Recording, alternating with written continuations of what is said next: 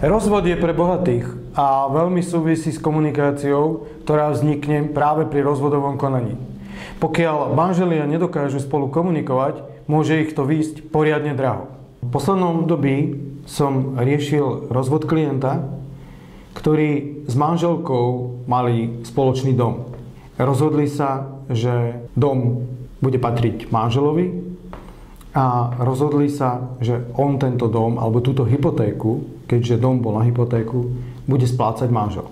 Splátka hypotéky na tento dom bola veľmi vysoká. Takže z príjmu oboch nebol problém túto hypotéku splácať. Na druhej strane, ak by manželka chcela vystúpiť z tejto hypotéky, tak manželov príjem by nestačil na to, aby túto hypotéku dokázal splácať on sám. Z toho dôvodu sme sa rozhodli refinancovať tento hypotekárny úver. Pri refinancovaní hypotekárneho úveru je dôležité, aby do refinancovania vstupovali tí istí partneri, ktorí na začiatku hypotekárneho vzťahu do ňoho vstupovali.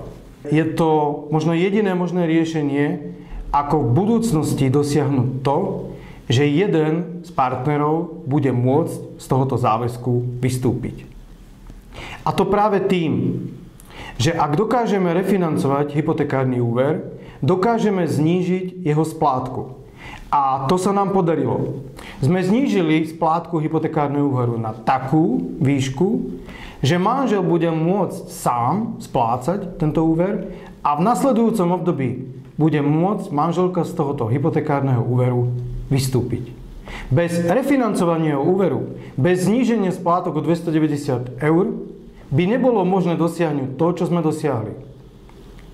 Manželia sa rozviedli, rozdelili si majetok, rozdelili si svoje plusy a rozdelili si svoje mínusy. Ak vás zaujíma, ako si zlepšiť svoju finančnú kondíciu, ako priniesť viacej peňazí do vášho rozpočtu, sledujte nás.